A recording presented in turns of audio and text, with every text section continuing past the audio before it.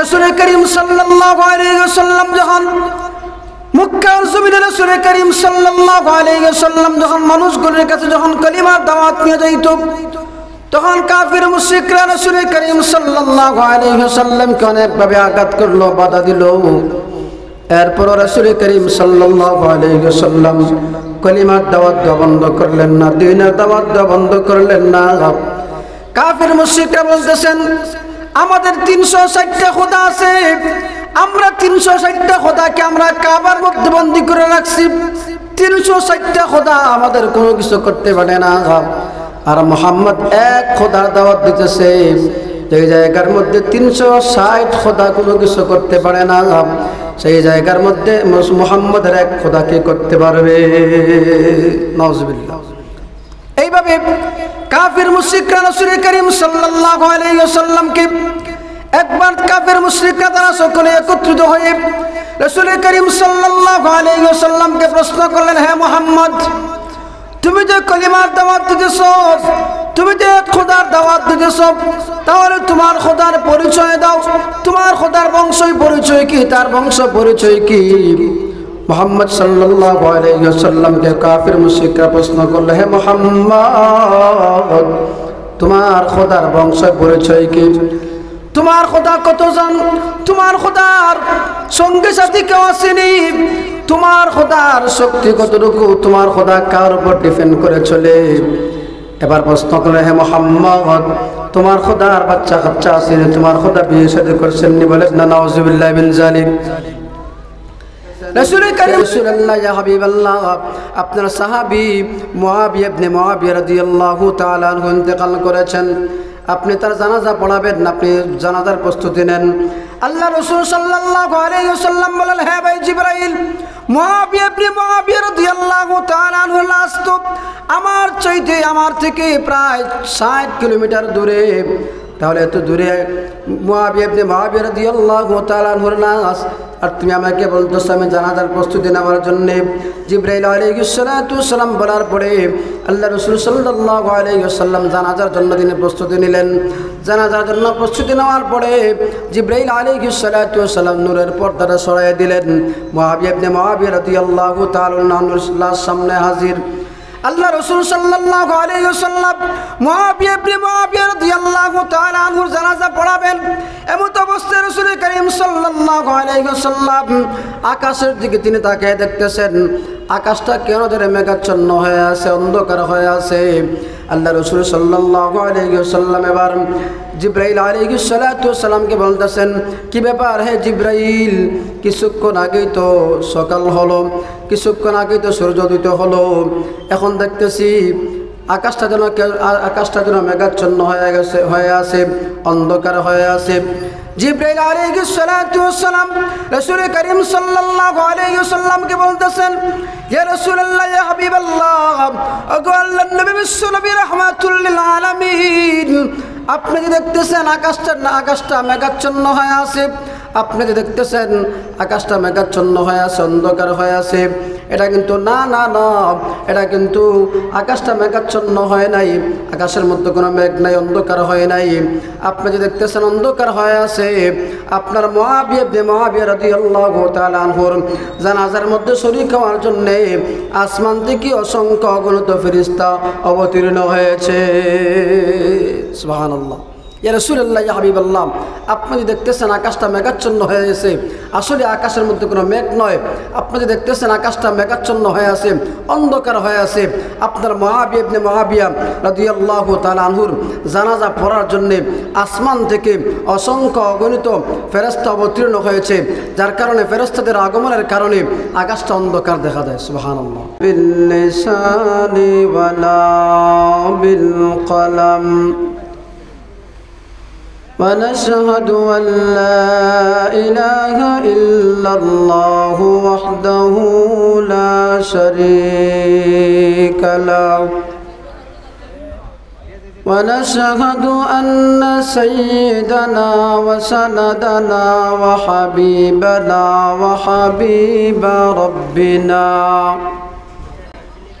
وطبيبنا وطبيب قلوبنا ومولانا محمدا عبد الله ورسوله أرسله بالحق بشيرا ونذيرا وداعيا إلى الله بإذنه وسراجا وقمرا منيرا أما بعد فأعوذ بالله من الشيطان الرجيم بسم الله الرحمن الرحيم قل هو الله أحد الله الصمد لم يلد ولم يولد ولم يكن له كفوا أحد أو كما قال النبي عليه الصلاة والسلام قال الصادق المصدوق الأمين صلى الله عليه وسلم من صلى علي واحدة صلى الله عليه عشرا محبت شکر درود شریف پڑھی صلی اللہ علی سیدنا ومولانا محمد وعلى آله وأصحابه وسلم بلغ العلا بكماله كشف الدجى بجماله حسنت جميع خصاله صلوا عليه وآله الحمد لمن قدر خيرا وخبالا الحمد لمن قدر خيرا وخبالا والشكر لمن سور حسنا وجمالا والشكر لمن سور حسنا وجمالا أي ختم رسل فخر شاهب دينا أي ختم رسل فخر شاهب دينا لله مجيبا زرغ الجار مدينة الحمد لله আলহারা সমাজ কল্যাণ পরিষদের উদ্যোগে 11তম বার্ষিক তাফসিরুল কোরআন মাহফিলের চলমান অধিবেশনের মহতরম সভাপতি সাহেব, মঞ্চে উপবিষ্ট হযরত উলামায়ে কেরাম, দূর দূরান্ত থেকে আগত ইসলাম প্রিয় ধর্মপ্রাণ মুসলমান ভাই সব, পর্দার আড়ালে অবস্থানরত আমার অত্যন্ত শ্রদ্ধেয় সম্মানিত পর্দানিশী মা ও বোনেরা, মহান আল্লাহ রাব্বুল ইজ্জতুল জালালের দরবারে লক্ষ কোটি শুকরিয়া আদায় করছি যে মহিয়ান গরিয়ান রব্বুল আলামিন আমাদেরকে দুনিয়ার বিভিন্ন কাজ থেকে যাচাই বাছাই করে, দুনিয়াবি কাজ থেকে আমাদেরকে ফারেক করে জান্নাতের বাগানে নূরানি মাহফিলে আসার বসার কোরআন ও হাদিস থেকে কয়েকটি কথা বলার এবং শোনার তৌফিক দান করেছেন। সেজন্য সেই মহান মালিকের দরবারে আল্লাহর দেওয়া অসংখ্য অগণিত নিয়ামতের শুকরিয়া আদায় করি আলহামদুলিল্লাহ। মোহতারাম হাজিরিন, প্রতি বছরের ন্যায় আলহারা সমাজ কল্যাণ পরিষদের তাফসিরুল কোরআন মাহফিলে আমার মতো এক নালায়েক এবছর আপনাদের সামনে দু একটি কথা বলার জন্য আপনাদের সামনে হাজির হয়েছি। যে কথাগুলো বলবো আল্লাহ রাব্বুল আলামিন যেন আমাকে এবং আপনাদেরকে উভয়কে যেন আল্লাহ রাব্বুল আলামিন এই কথাগুলোর উপর আমল করার তৌফিক দান করুন, সকলে বলি আল্লাহুম্মা আমিন। মোহতারাম হাজিরিন, আমি ভূমিকা ছাড়াই সরাসরি আমি আমার আলোচনার দিকে চলে যাব, যেহেতু সময় সংক্ষিপ্ততার কারণে। আমি আপনাদের সামনে কোরআনুল কারীমের গুরুত্বপূর্ণ একখানা সূরা তেলাওয়াত করেছি। আল্লাহ পাক রব্বুল আলামিন পবিত্র কোরআনুল কারীমের মধ্যে আল্লাহ 114খানা সূরা আল্লাহ নাজিল করেছেন। 114টা সূরা থেকে এই সূরাতুল ইখলাস অত্যন্ত গুরুত্বপূর্ণ ফজিলতময় একটা সূরা। এই সূরা আমি আপনাদের সামনে তেলাওয়াত করেছি। আল্লাহ পাক রব্বুল আলামিন এই সূরার মধ্যে আল্লাহ পাক রব্বুল আলামিনের পরিচয় আল্লাহ তুলে ধরেছেন। এই সূরা ইখলাসকে বলা হয় শান-এ ইলাহি, অর্থাৎ এই সূরার মধ্যে শুধু আল্লাহ পাক রব্বুল আলামিনের মান মর্যাদা সম্পর্কে আলোচনা। আসুন এই সূরা আল্লাহ পাক রব্বুল আলামিন কোরআনুল কারীমের মধ্যে আল্লাহ এই সূরা কেন নাজিল করলেন, এর প্রেক্ষাপট কি, কোন ঘটনাকে কেন্দ্র করে আল্লাহ পাক রব্বুল আলামিন এই সূরা নাজিল করেছেন। তাফসীরের ভাষায় বলা হয় শান-এ নুজুল। এই সূরার একটা শান-এ নুজুল রয়েছে। মুফাসসিরিনে কেরামগণ কয়েকটি শান-এ নুজুল বর্ণনা করেছেন।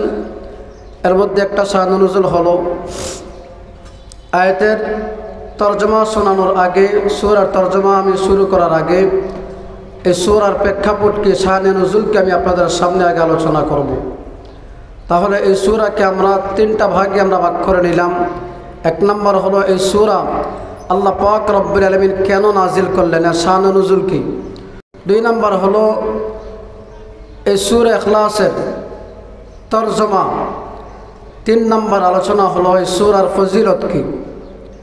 তাহলে এক নম্বর আলোচনায় আসুন চলে যাই, আল্লাহ পাক রব্বুল আলামিন এই সূরা কেন নাজিল করলেন। রাসূল করিম সাল্লাল্লাহু আলাইহি ওয়াসাল্লাম যখন মক্কার জমিনে যখন কালিমার দাওয়াত দেওয়া শুরু করলেন, মানুষগুলিকে যখন এক খোদার দাওয়াত দেওয়া শুরু করলেন, তখন মক্কার কাফির মুশরিকরা রাসূল করিম সাল্লাল্লাহু আলাইহি ওয়াসাল্লামকে অনেকভাবে বাধা দেওয়ার চেষ্টা করল। আল্লাহ রাসূল সাল্লাল্লাহু আলাইহি ওয়াসাল্লামকে মক্কার কাফির মুশরিকরা রাসূল করিম সাল্লাল্লাহু আলাইহি ওয়াসাল্লামকে অনেকভাবে বাধা দেওয়ার চেষ্টা করল। মক্কার কাফির মুশরিকরা বলতেছেন, কি ব্যাপার মুহাম্মদ কেন মানুষগুলোকে এক খোদার দাওয়াত দিতেছে, কালিমার দাওয়াত দিতেছে। এইভাবে যদি মুহাম্মদকে যদি সুযোগ দেওয়া হয় তাহলে যত দিন যাবে কাফির মুশরিকরা তারা সকলে আস্তে আস্তে তারা মুসলমান হয়ে যাবে। না না, এখন থেকে আমরা মুহাম্মদকে আমরা বাধা দিতে হবে। এইভাবে রাসূল করিম সাল্লাল্লাহু আলাইহি ওয়াসাল্লাম যখন মক্কার জমিনে রাসূল করিম সাল্লাল্লাহু আলাইহি ওয়াসাল্লাম যখন মানুষগুলোর কাছে যখন কালিমার দাওয়াত নিয়ে যাইত, তখন কাফির মুশরিকরা রাসূল করিম সাল্লাল্লাহু আলাইহি ওয়াসাল্লামকে অনেকভাবে আঘাত করলো, বাধা দিল। এরপর রাসূল করিম সাল্লাল্লাহু আলাইহি ওয়াসাল্লাম কালিমার দাওয়াত দেওয়া বন্ধ করলেন না, দ্বীনের দাওয়াত দেওয়া বন্ধ করলেন না। কাফির মুশরিকরা বলতেছেন, আমাদের 360টা খোদা আছে, আমরা 360টা খোদাকে আমরা কাবার মধ্যে বন্দী করে রাখছি। 360টা খোদা আমাদের কোনো কিছু করতে পারে না। আর মুহাম্মদ এক খোদার দাওয়াত দিতেছে, যেই জায়গার মধ্যে 360 খোদা কোনো কিছু করতে পারে না, সেই জায়গার মধ্যে মুহাম্মদের এক খোদাকে করতে পারবে। নাউজুবিল্লাহ। এইভাবে কাফির মুশরিকরা রাসূল করিম সাল্লাল্লাহু আলাইহি ওয়াসাল্লামকে একবার কাফির মুশরিকরা তারা সকলে একত্রিত হয়ে রাসূল করিম সাল্লাল্লাহু আলাইহি ওয়াসাল্লামকে প্রশ্ন করলেন, হে মুহাম্মদ, তুমি যে কালিমার দাওয়াত দিতেছ, তুমি যে খোদার দাওয়াত দিতেছ, তাহলে তোমার খোদার পরিচয় দাও। তোমার খোদার বংশ পরিচয় কি, তার বংশ পরিচয় কি? মুহাম্মদ সাল্লাল্লাহু আলাইহি ওয়াসাল্লামকে কাফির মুশরিকরা প্রশ্ন করল, হে মুহাম্মদ, তোমার খোদার বংশ পরিচয় কি? তোমার খোদা কতজন? তোমার খোদার সঙ্গী সাথী কেউ আসেনি? তোমার খোদার শক্তি কতটুকু? তোমার খোদা কার উপর ডিপেন্ড করে চলে? এবার প্রশ্ন করলে, হে মুহাম্মদ, তোমার খোদার বাচ্চা কাচ্চা আসেনি? তোমার খোদা বিয়ে শাদী করছেননি? বলেন না নাউজুবিল্লাহ মিন যালিক। রাসূল করিম সাল্লাল্লাহু আলাইহি ওয়াসাল্লামকে অনেকভাবে কাফির মুশরিকরা প্রশ্ন করল। ঠিক ঠিক এমনি ভাবে আল্লাহ পাক রব্বুল আলামিন বিশ্বনবী মুহাম্মদুর রাসূলুল্লাহ সাল্লাল্লাহু আলাইহি ওয়াসাল্লামের উপর আল্লাহ রব্বুল আলামিন এই সূরা ইখলাস নাযিল করলেন। আল্লাহ পাক রব্বুল আলামিন কাফের মুশরিকদের দাঁত ভাঙা জবাব দেওয়ার জন্য আল্লাহ পাক রব্বুল আলামিন এই সূরা ইখলাস আল্লাহ নাযিল করেছেন। কাফেরদের দাঁত ভাঙা জবাব দেওয়ার জন্য আল্লাহ পাক রব্বুল আলামিন এই সূরা ইখলাস নাযিল করেছেন। কাফের মুশরিকরা রাসূল করিম সাল্লাল্লাহু আলাইহি ওয়াসাল্লামকে প্রথমে তারা চারটা প্রশ্ন করল, হে মুহাম্মদ তোমার খোদা কতজন, তোমার খোদার কোন সঙ্গী সাথী আসেনি? 2 নম্বর প্রশ্ন করল, হে মুহাম্মদ তোমার খোদা কার উপর ডিপেন্ড করে চলে?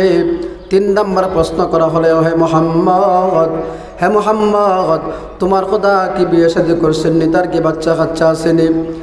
4 নম্বর প্রশ্ন করল, হে মুহাম্মদ তোমার খোদার শক্তি কতটুকু আছে?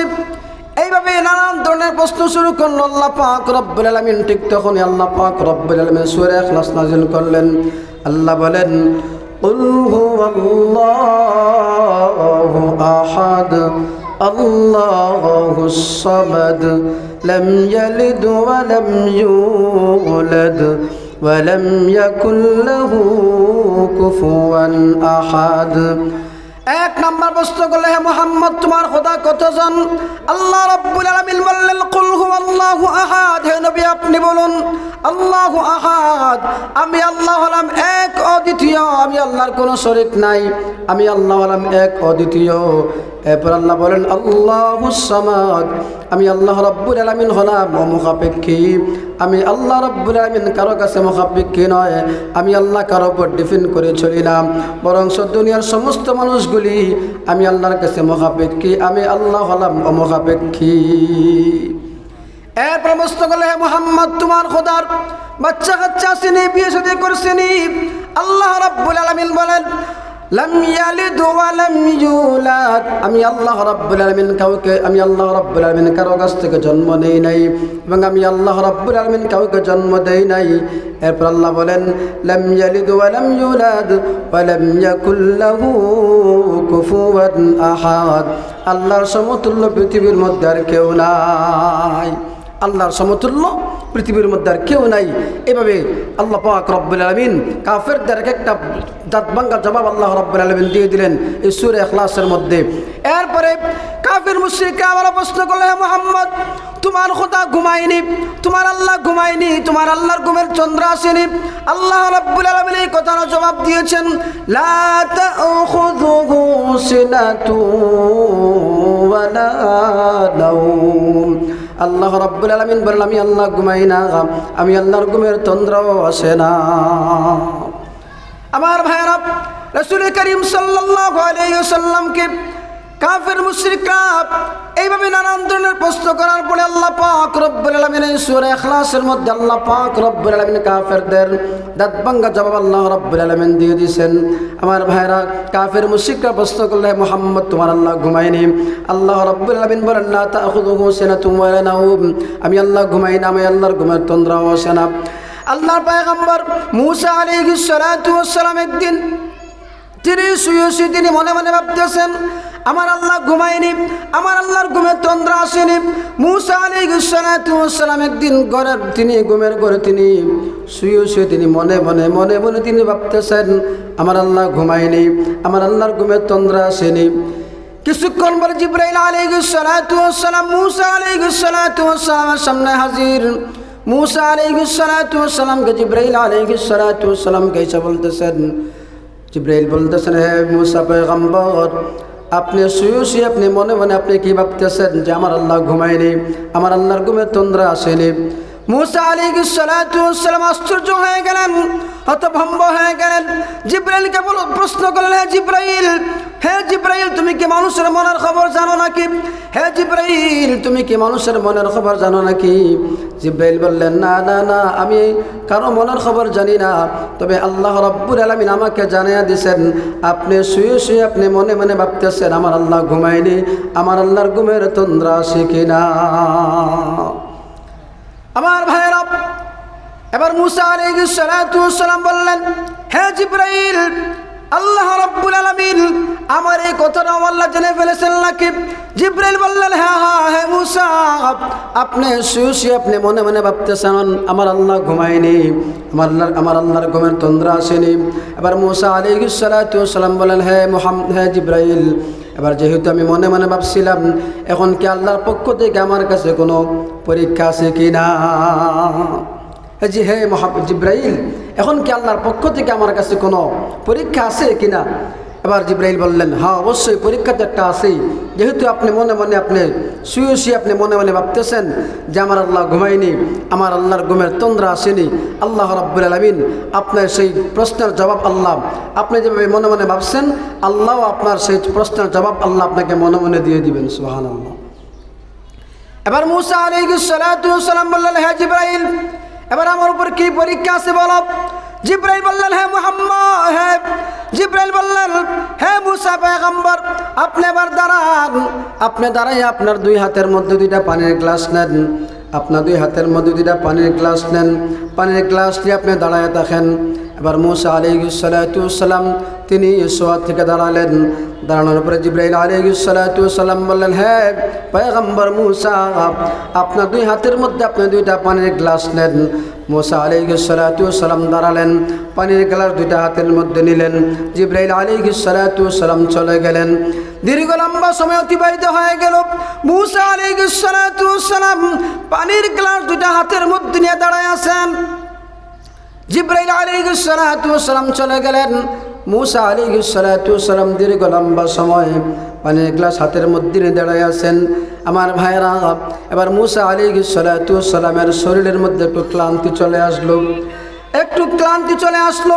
মুসা আলাইহিস সালাতু ওয়াস সালামের শরীরের মধ্যে একটু ক্লান্তি চলে আসলো, একটু ঘুমের তন্দ্রা চলে আসলো। আমার ভাইরা বলুন তো, এবার মুসা আলাইহিস সালাতু ওয়াস সালামের শরীরের মধ্যে যে ক্লান্তি চলে আসছে, চোখের মধ্যে যে ঘুমের তন্দ্রা চলে আসছে, বলুন তো পানির গ্লাস দুটা হাতের মধ্যে থাকবে নাকি মাটির মধ্যে পড়ে যাবে? একটা মানুষ দীর্ঘ লম্বা সময় পানির গ্লাস হাতের মধ্যে নিয়ে দাঁড়ায় আছে। এবার আপনি বলুন তো, মনে করেন আমি দুইটা পানির গ্লাস হাতের মধ্যে নিয়ে দাঁড়ায় আছি, দীর্ঘ লম্বা সময় অতিবাহিত হয়ে গেছে। এবার দীর্ঘ লম্বা সময় অতিবাহিত হওয়ার পর এই হাত কি আমার নিয়ন্ত্রণে থাকবে নাকি থাকবে না? হাত আমার নিয়ন্ত্রণে থাকবে না, অটোমেটিক আমার চোখের মধ্যে ঘুমের তন্দ্রা চলে আসবে, এক পর্যায়ে পানির গ্লাস দুইটা মাটির মধ্যে পড়ে যাবে। মুসা আলাইহিস সালাতু ওয়াস সালামের হাত থেকে পানির গ্লাস দুইটা মাটির মধ্যে পড়ে গেছে। কিছুক্ষণ পর জিবরাইল আলাইহিস সালাতু ওয়াস সালাম সামনে হাজির। জিবরাইল আলাইহিস সালাতু ওয়াস সালাম এসে বলতেছেন, হ্যাঁ পয়গম্বর মুসা, কি ব্যাপার, হাত থেকে পানির গ্লাস দুইটা হাত থেকে আপনি মাটির মধ্যে কেন ফালালেন? এবার মুসা আলাইহিস সালাতু ওয়াস সালাম বলতেছেন, হে ভাই জিবরাইল, আমি পানির গ্লাস দুইটা হাত থেকে আমি ইচ্ছাকৃতভাবে ফালাই নাই, হঠাৎ আমার চোখের মধ্যে একটু ঘুমের তন্দ্রা চলে আসছে, আমি কিন্তু ঘুমাই নাই, 30 সেকেন্ড সময় যাই না, আমি একটু আমার চোখের মধ্যে একটু ঘুমের তন্দ্রা চলে আসছিল। পানির গ্লাস দুইটা আমার হাত থেকে কিভাবে জমিনের মধ্যে পড়ে গেছে আমি বলতে পারি না। এবার মুসা আলাইহিস সালাতু ওয়াস সালামকে জিবরাইল আলাইহিস সালাতু ওয়াস সালাম বলতেছেন, হ্যাঁ পয়গম্বর মুসা, এবার আপনি চিন্তা করে দেখেন, আপনার হাতের মধ্যে পানির গ্লাস দুইটা ছিল, আপনার হাতের মধ্যে পানির গ্লাস দুইটা আপনি নিয়ে দাঁড়ায় আছেন। 30 সেকেন্ডের জন্য আপনি একটু সময়ের জন্য আপনার শরীরের মধ্যে ক্লান্তি চলে আসছিল, আপনার চোখের মধ্যে একটু ঘুমের তন্দ্রা চলে আসছিল, পানির গ্লাস দুইটা আপনার নিয়ন্ত্রণে আপনি রাখতে পারেন নাই, আপনার হাত থেকে পানির গ্লাসগুলো মাটির মধ্যে পড়ে গেছে। হ্যাঁ পয়গম্বর মুসা, তাহলে এবার চিন্তা করে দেখুন, আমার আল্লাহ রাব্বুল আলামিন 7টা আসমান আমার আল্লাহ বানাইছেন, আমার আল্লাহ রাব্বুল আলামিন চন্দ্র আল্লাহ বানাইছেন। এবার চিন্তা করে দেখুন, আল্লাহ রাব্বুল আলামিন যদি একটু সময়ের জন্য যদি ঘুমায়, তাহলে বলুন তো আসমান কি আসমানের জায়গায় থাকবে নাকি ভেঙে পড়ে যাবে? আসমান আসমানের জায়গায় থাকবে না, আসমান আসমানের জায়গায় থাকবে না, ভেঙে টুকরো টুকরো হয়ে যাবে, চন্দ্রগুলো খসে খসে পড়ে যাবে। আমার ভাইয়েরা, মুসা আলাইহিস সালাতু ওয়াস সালামকে আল্লাহ পাক রব্বুল আলামিন সেই প্রশ্নের জবাবটা আল্লাহ মনে মনে আল্লাহ দিয়েছেন। সুবহানাল্লাহ। এই হলো এই সূরা ইখলাসের তরজমা। আল্লাহ পাক রব্বুল আলামিন এই সূরা নাজিল করেছেন কাফেরদের দাঁত ভাঙার জবাব দেওয়ার জন্য। আল্লাহ পাক রব্বুল আলামিন এই সূরা ইখলাস আল্লাহ নাজিল করেছেন। আমার ভাইরা, আমার ভাইয়েরাম, যাই হোক, সময় তো সংক্ষিপ্ত সময়।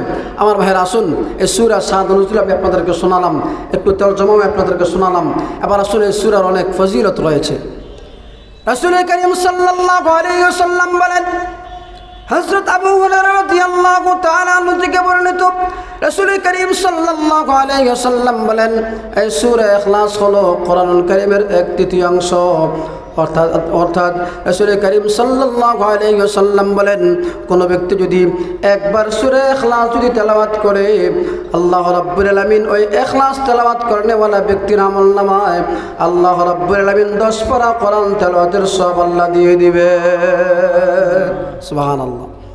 কেউ যদি 2 বার সূরা ইখলাস তেলাওয়াত করে, কেউ যদি 2 বার সূরা ইখলাস তেলাওয়াত করে, রাসূল করিম সাল্লাল্লাহু আলাইহি ওয়াসাল্লাম বলেন, আল্লাহ পাক রব্বুল আলামিন 2 বার সূরা ইখলাস তেলাওয়াত করনেওয়ালা ব্যক্তির আমলনামায় আল্লাহ রব্বুল আলামিন 20 পারা কোরআন তেলাওয়াতের সওয়াব আল্লাহ তার আমলনামায় দিয়ে দিবে। সুবহানাল্লাহ। এবার কেউ যদি 3 বার যদি সূরা ইখলাসকে তেলাওয়াত করে, কেউ যদি 3 বার সূরা ইখলাস তেলাওয়াত করে, রাসূল করিম সাল্লাল্লাহু আলাইহি ওয়াসাল্লাম বলেন, 3 বার সূরা ইখলাস তেলাওয়াত করনেওয়ালা ব্যক্তির আমলনামায় আল্লাহ রাব্বুল আলামিন 1 খতম কোরআনের সওয়াব আল্লাহ তার আমলনামায় আল্লাহ দিয়ে দিবেন।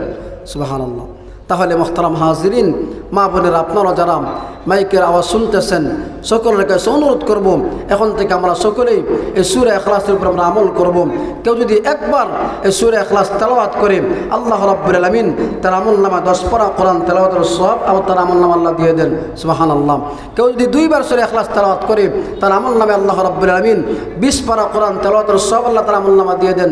কেউ যদি 3 বার সূরা ইখলাস তেলাওয়াত করে, তাহলে আল্লাহ পাক রব্বুল আলামিন তার আমলনামায় 1 খতম কোরআনুল কারীমের সওয়াব তার আমলনামা আল্লাহ দিয়ে দিবেন। সুবহানাল্লাহ।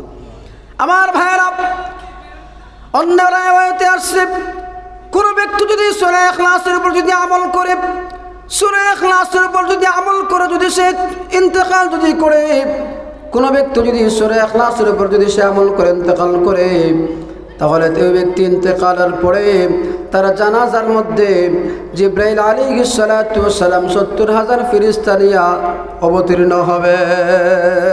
সুবহানাল্লাহ। কেউ যদি সূরা ইখলাসের উপর আমল করে যদি ইন্তেকাল করে, তাহলে তার মৃত্যুর পরে তার জানাজার মধ্যে জিবরাইল আলাইহিস সালাতু ওয়াস সালাম 70,000 ফেরেশতা নিয়ে তার জানাজার মধ্যে শরীক হবে। সুবহানাল্লাহ। আমার ভাইয়েরা, আল্লাহ রাসূল সাল্লাল্লাহু আলাইহি ওয়াসাল্লাম যুদ্ধের ময়দানে আছেন। এমন অবস্থায় জিবরাইল আলাইহিস সালাতু ওয়াস সালাম আসলেন, এসে বলতেছেন, হে মুহাম্মদ, ইয়া রাসূলুল্লাহ, ইয়া হাবিবাল্লাহ, আপনি জানাজার জন্য আপনি প্রস্তুতি নেন। আপনার একজন সাহাবী ইন্তেকাল করেছেন, আপনার সাহাবীর জানাজা আপনি পড়াতে হবে। রাসূল করিম সাল্লাল্লাহু আলাইহি ওয়াসাল্লাম বলেন, হে ভাই জিবরাইল, আমার কোন সাহাবী বিদায় হয়েছে? জিবরাইল আলাইহিস সালাতু ওয়াস সালাম বলতেছেন, ইয়া রাসূলুল্লাহ, ইয়া হাবিবাল্লাহ, আপনার সাহাবী মুআবিয়া ইবনে মুআবিয়া রাদিয়াল্লাহু তাআলা আনহু ইন্তেকাল করেছেন, আপনি তার জানাজা পড়াবেন, আপনি জানাজার প্রস্তুতি নেন। আল্লাহ রাসূল সাল্লাল্লাহু আলাইহি ওয়াসাল্লাম বলেন, হে ভাই জিবরাইল, মুআবিয়া ইবনে মুআবিয়া রাদিয়াল্লাহু তাআলা আনহু লাশ তো আমার থেকে প্রায় 60 কিলোমিটার দূরে। তাহলে এত দূরে মুআবিয়া ইবনে মুআবিয়া রাদিয়াল্লাহু তাআলা আনহুর লাশ, আর তুমি আমাকে বলতেছো আমি জানাজার প্রস্তুতি নেওয়ার জন্য। জিবরাইল আলাইহিস সালাতু ওয়াস সালাম বলার পরে আল্লাহ রাসূল সাল্লাল্লাহু আলাইহি ওয়াসাল্লাম জানাজার জন্য তিনি প্রস্তুতি নিলেন। জানাজার জন্য প্রস্তুতি নেওয়ার পরে জিবরাইল আলাইহিস সালাতু ওয়াস সালাম নূরের পর্দাটা সরাইয়া দিলেন। মুআবিয়া ইবনে মুআবিয়া রাদিয়াল্লাহু তাআলা আনহুর লাশ সামনে হাজির। আল্লাহ রাসূল সাল্লাল্লাহু আলাইহি ওয়াসাল্লাম মুআবিয়া ইবনে মুআবিয়া রাদিয়াল্লাহু তাআলা আনহুর জানাজা পড়াবেন। এমন অবস্থায় রাসূল করিম সাল্লাল্লাহু আলাইহি ওয়াসাল্লাম আকাশের দিকে তিনি তাকিয়ে দেখতেছেন, আকাশটা কেন ধরে মেঘাচ্ছন্ন হয়ে আছে, অন্ধকার হয়ে আছে। আল্লাহ রাসূল সাল্লাল্লাহু আলাইহি ওয়াসাল্লাম এবার জিবরাইল আলাইহিস সালাতু ওয়াস সালামকে বলতেছেন, কি ব্যাপার হে জিবরাইল, কিছুক্ষণ আগেই তো সকাল হলো, কিছুক্ষণ আগেই তো সূর্যোদয় হলো, এখন দেখতেছি আকাশটা যেন মেঘাচ্ছন্ন হয়ে আছে, অন্ধকার হয়ে আছে। জিবরাইল আলাইহিস সালাতু ওয়াস সালাম রাসূল করিম সাল্লাল্লাহু আলাইহি ওয়াসাল্লামকে বলতেছেন, ইয়া রাসূলুল্লাহ, ইয়া হাবিবাল্লাহ, ওগো আল্লাহর নবী বিশ্ব নবী রাহমাতুল লিল আলামিন, আপনি যে দেখতেছেন আকাশটা মেঘাচ্ছন্ন হয়ে আছে, আপনি যে দেখতেছেন আকাশটা মেঘাচ্ছন্ন হয়ে আছে, অন্ধকার হয়ে আছে, এটা কিন্তু না, এটা কিন্তু আকাশটা মেঘাচ্ছন্ন হয় নাই, আকাশের মধ্যে কোনো মেঘ নাই, অন্ধকার হয় নাই। আপনি যে দেখতেছেন অন্ধকার হয়ে আছে, আপনার মুআবিয়া রাদিয়াল্লাহু তাআলা আনহুর জানাজার মধ্যে শরীক হওয়ার জন্যে আসমান থেকে অসংখ্য অগণিত ফেরেশতা অবতীর্ণ হয়েছে। সুবহানাল্লাহ।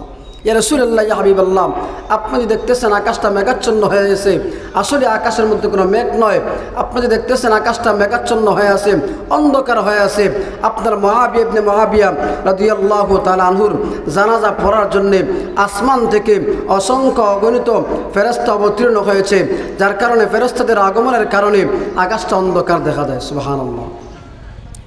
এবার রাসূল করিম সাল্লাল্লাহু আলাইহি ওয়াসাল্লাম, আল্লাহ রাসূল সাল্লাল্লাহু আলাইহি ওয়াসাল্লাম জিবরাইল আলাইহিস সালাতু ওয়াস সালামকে বলতেছেন, হে ভাই জিবরাইল, আমার মুআবিয়া রাদিয়াল্লাহু তাআলা আনহুর এমন কি আমল ছিল যে আমলের কারণে আকাশ থেকে রহমতের ফেরেশতারা মুআবিয়া রাদিয়াল্লাহু তাআলা আনহুর জানাজার শরীক হওয়ার জন্য আসছে। এবার রাসূল করিম সাল্লাল্লাহু আলাইহি ওয়াসাল্লামকে জিবরাইল আলাইহিস সালাতু ওয়াস সালাম বলতেছেন, ইয়া রাসূলুল্লাহ, ইয়া হাবিবাল্লাহ, ওগো আল্লাহর নবী বিশ্ব নবী রাহমাতুল লিল আলামিন, আপনি যে দেখতেছেন আকাশ থেকে আসমান থেকে অসংখ্য অগণিত রহমতের ফেরেশতারা আপনার মুআবিয়ার জানাজা শরীক হওয়ার জন্য আসছে। আপনার মুআবিয়া রাদিয়াল্লাহু তাআলা আনহুর বিশেষ একটা আমল ছিল, আপনার মুআবিয়া রাদিয়াল্লাহু তাআলা আনহু জমিনের মধ্যে তিনি হাঁটতে বসতে চলতে তিনি সব সময় তিনি সূরা ইখলাসের উপর আমল করতেন। এই সূরা ইখলাসের উপর আমল করার কারণে আল্লাহ রাব্বুল আলামিন আসমান থেকে আপনার মুআবিয়া রাদিয়াল্লাহু তাআলা আনহুর জানাজা শরীক হওয়ার জন্য আল্লাহ পাক রব্বুল আলামিন অসংখ্য অগণিত ফেরেশতা আল্লাহ নাজিল করেছে। সুবহানাল্লাহ। তাহলে কি বুঝলেন? এই সূরার অনেক ফজিলত রয়েছে আমার ভাইরাম। তাহলে এই সূরা আমরা এখন থেকে প্রতিদিন আমরা সকলে হাঁটতে বসতে চলতে আপনি সূরা ইখলাস তেলাওয়াত করবেন। আপনার আমলনামায় একবার সূরা ইখলাস তেলাওয়াত করবেন, আপনার আমলনামায় আল্লাহ রাব্বুল আলামিন 10 পারা কোরআন তেলাওয়াতের সওয়াব আল্লাহ আপনার আমলনামা দিয়ে দিবেন। সুবহানাল্লাহ। আমার ভাইরা, আল্লাহ রাসূল সাল্লাল্লাহু আলাইহি ওয়াসাল্লাম এই সূরার কত ফজিলত আর একটু শুনুন। আল্লাহ রাসূল সাল্লাল্লাহু আলাইহি ওয়াসাল্লাম একদিন সাহাবায়ে কেরামদেরকে নিয়ে মজলিসের মধ্যে বসছেন, দিনই কথাবার্তা বলতেছেন, দিনই আলোচনা হইতেছে। আমার ভাইরা, আল্লাহ রাসূল সাল্লাল্লাহু আলাইহি ওয়াসাল্লাম সাহাবায়ে কেরামদেরকে নিয়ে তিনি দ্বীনি পরামর্শ করতেছেন, দ্বীনি কথাবার্তা বলতেছেন। এমত অবস্থায় আল্লাহ রাসূল সাল্লাল্লাহু আলাইহি ওয়াসাল্লামের মজলিসের মধ্যে একজন সাহাবী আল্লাহ রাসূল সাল্লাল্লাহু আলাইহি ওয়াসাল্লামের সামনে হাজির হয়ে এবার জনৈক সাহাবী আল্লাহ রাসূল সাল্লাল্লাহু আলাইহি ওয়াসাল্লামকে বলতেছেন, ইয়া রাসূলুল্লাহ, ইয়া হাবিবাল্লাহ, ওগো আল্লাহর নবী বিশ্ব নবী রাহমাতুল লিল আলামিন, আমি কোরআনুল কারীমের মধ্যে আল্লাহ পাক রব্বুল আলামিন যে সূরা ইখলাস নাযিল করেছেন, এই সূরা ইখলাসকে আমি অত্যন্ত বেশি মহব্বত করি। সুবহানাল্লাহ।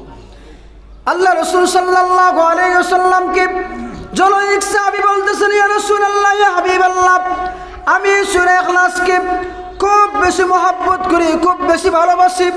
জনৈক সাহাবী মানে হলো গ্রাম্য একজন সাহাবী আল্লাহ রাসূল সাল্লাল্লাহু আলাইহি ওয়াসাল্লামের মজলিসের মধ্যে এসে বলতেছেন, আমি সূরা ইখলাসকে খুব বেশি মহব্বত করি, ভালোবাসি, এজন্য আমি সূরা ইখলাস খুব বেশি তেলাওয়াত করি। আমার ভাইরা, এবার আল্লাহ রাসূল সাল্লাল্লাহু আলাইহি ওয়াসাল্লাম বললেন, হে জনৈক সাহাবীকে বলতেছেন, হে সাহাবী, তুমি যদি এই সূরা ইখলাসকে তুমি যদি মহব্বত করো, তুমি যদি সূরা ইখলাসের উপর যদি আমল করো, ভালোবাসো, তাহলে আমি রাসূল ওয়াদা দিলাম এই সূরা ইখলাস তোমাকে জান্নাতের মধ্যে তোমাকে প্রবেশ করাবে। সুবহানাল্লাহ। হে সাহাবী, তুমি যদি এই সূরা ইখলাসকে যদি মহব্বত করো, এই সূরা ইখলাসকে তুমি যদি ভালোবাসো, তাহলে এই সূরা ইখলাসের ভালোবাসায় মহব্বতে এই সূরা ইখলাস তোমাকে জান্নাতের মধ্যে নিয়ে যাবে। সুবহানাল্লাহ। আমার ভাইয়েরা, আজকে সমাজের মধ্যে দেখেন তো অনেক মানুষ আছে যারা নাকি জীবনে একবার এখন পর্যন্ত আল্লাহর 30 পারা কোরআন এখন পর্যন্ত একবার খতম করতে পারে নাই। এরকম আছে না নাই? জীবনে একটা বারের জন্য আল্লাহর কালাম 30 পারা এখন পর্যন্ত সে জীবনে কোনোদিন সে একটা খতম দিতে পারে নাই। আমার ভাইরা, তাহলে এবার দেখুন সূরা ইখলাস যদি আপনি একবার তেলাওয়াত, যদি সূরা ইখলাস আপনি 3 বার তেলাওয়াত করেন, তাহলে আল্লাহ রাব্বুল আলামিন আপনার আমলনামায় এক খতমের সওয়াব আল্লাহ আপনার আমলনামায় দিয়ে দিবেন। তাহলে আবার চিন্তা করে দেখুন, প্রতিদিন যদি আপনি সূরা ইখলাস 3 বার তেলাওয়াত করেন, তাহলে প্রতিদিন আল্লাহ রাব্বুল আলামিন আপনার আমলনামার মধ্যে এক খতম কোরআনুল কারীমের এক খতম কোরআনুল কারীমের তেলাওয়াতের খতমের সওয়াব আল্লাহ আপনার আমলনামায় দিবেন।